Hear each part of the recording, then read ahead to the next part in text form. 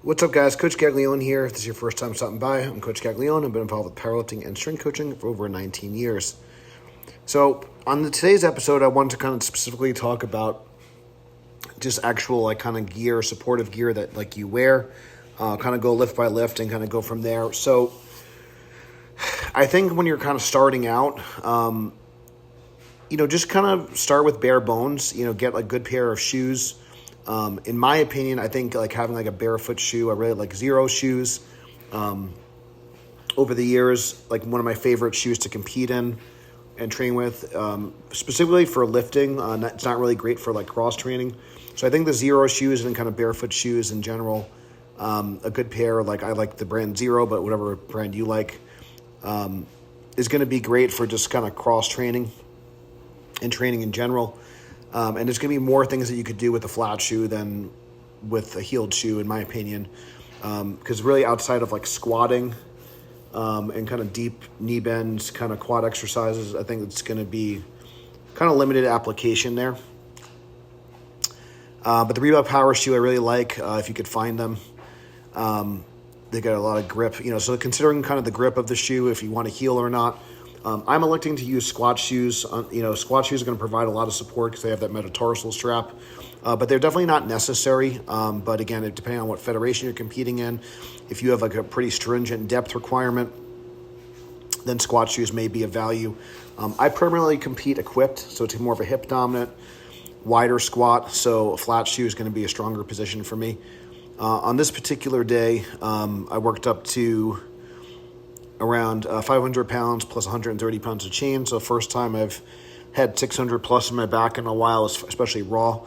Other things in terms of the squat, so besides a good pair of shoes, the next thing I would kind of look into is a belt. I really like kind of a 10 or 13 millimeter powerlifting belt. There's a lot of great companies out there, Pioneer. I think Mark Bell sells some belts. Larry's, Team Personal Record sells some belts. I like a single prong. I'm really not a fan of the lever. I know Larry's new design that might change some things. I'm not sure if that's out yet, but and I do think that at some point as you get older, as you get bigger, bring elbow sleeves and wrist wraps when you squat, especially if you squat with a straight bar or a buffalo bar.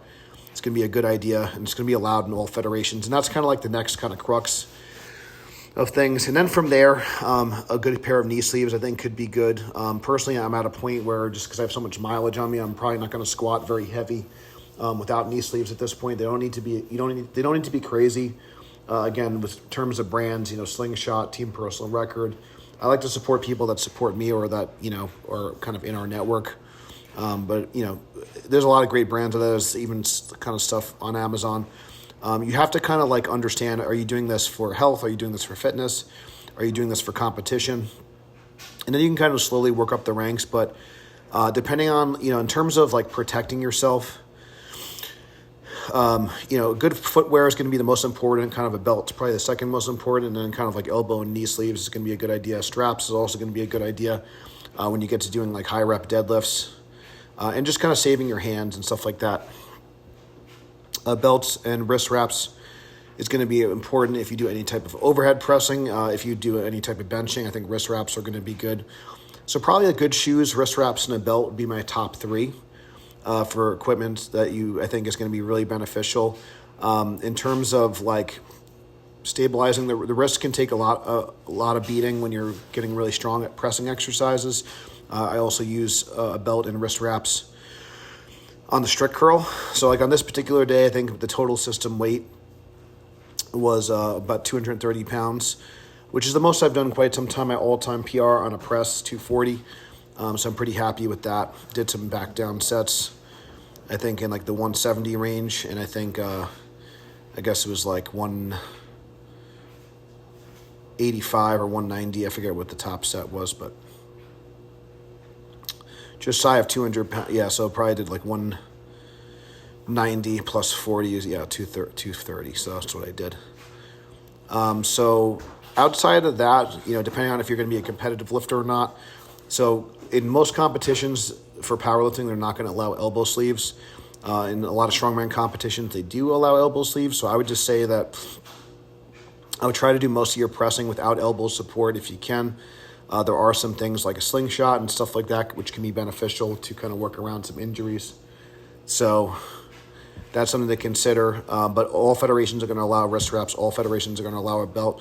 Straps is kind of like the one thing where I do think it's a useful tool, even though you're not allowed to use it unless you're a strongman, just because you don't pull repetitions in training. So if you're doing multiple repetitions in a deadlift, I do think straps can be of super high value, or just to kind of work around like, callus ripping and things of that nature, or if you're just doing bodybuilding training. So things like figure eight straps can be good for your bodybuilding training. I don't really recommend figure eight straps for powerlifting training personally, because it starts to really change the dynamics of the lift too much. When it comes to strict curl training, some people like elect to do like completely nothing. My wife likes to wear heeled shoes, again, for that metatarsal strap. I don't really like to be kind of pitched forward and on my toes. Again, I haven't really tried, but generally like a flat shoe for most things. I just feel like it's a more natural position. But again, if you're in a federation where there's like a stringent depth requirement, then a heeled shoe might be of more value. But I find that the heeled shoe is best more for like accessory work.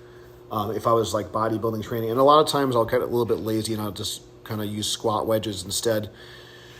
But for right now, because I am training heavier in the squat and I'm trying to build up like my raw strength, I always found that like a heeled squat always kind of built up my regular squat, and I'll probably transition to like a flat shoe like soon, potentially even at the time of this recording this weekend. But yeah, in terms of strict curl, I also like a flat shoe. I like wearing wrist wraps. I also just think there's something with some people, like I never wore wrist wraps on a deadlift, but some people like the ritual of putting the wrist wraps on, and some people also feel like by wrapping their wrists, it does make it harder to open up your hand. So some people kind of makes them feel like it enhances their grip to a degree. So if that, that's something to consider, because there is a big grip requirement when it comes to strict curl training. So just some potential, like there's going to be cost and benefit. The more gear you add, the less mobile you're going to be, but the more gear you add, the more stable you're going to be. So if you look at like an equipped powerlifter, a multiply powerlifter, that's going to be the most stable, but a lot of times people have trouble hitting depth. People have trouble hitting, touching like in a bench press. So again, the more layers you add, the stiffer the material.